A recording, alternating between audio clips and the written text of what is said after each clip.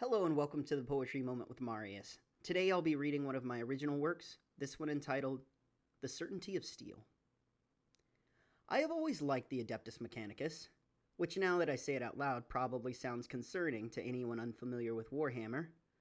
There is something admittedly unsettling about an entire faction of people looking at flesh and deciding it was design flaw enough to start replacing it. They live by the phrase, the flesh is weak. And for a long time, that felt less like fiction and more like common sense. Around the time I first got into painting them, I used to tell Sarah that I wished people had exoskeletons. Not as some passing joke or one of those weird little thoughts you toss in a conversation just to see how it lands. I meant it. I wanted something harder around us, something built to absorb impact without leaving evidence behind. I remember the way she looked at me when I said things like that. Not confused, not concerned, just thoughtful. In the way animal people tend to be when they're trying to understand something they already know cannot be explained directly. I think that is why I like talking to her.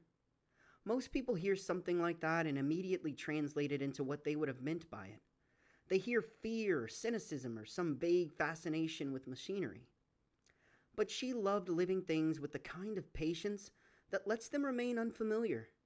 She understood that sometimes wanting armor is not the same thing as wanting distance. Sometimes it is just exhaustion. Sometimes it is what happens when life teaches you how easily skin remembers. She gave me my first airbrush for Christmas, a real one. The kind of gift that quietly assumes you are going to keep becoming. It is still sitting in its box, mostly untouched. And I wish I could tell you that this is because I was too busy or waiting for the perfect project or saving it for when my skills improve enough to deserve something that nice. But if I'm being honest, it is something smaller than that and somehow heavier.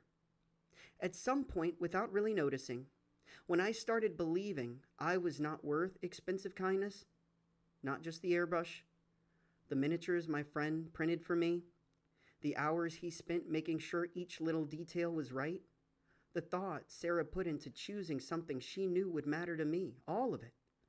Those little pieces of care, handed to me so naturally that receiving them should have felt simple. And maybe that is what made it harder.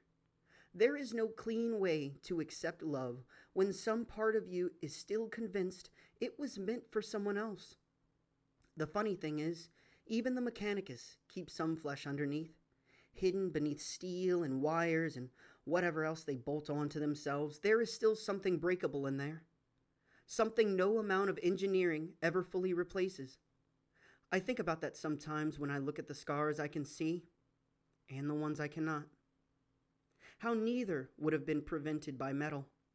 How some damage does not care what covers you. It simply waits until it is let in. I still have not used that airbrush. Maybe I will. Maybe one day I will sit down and prime a model and trust my hands enough to paint without mourning the people who first made me want to. Maybe that is all healing is.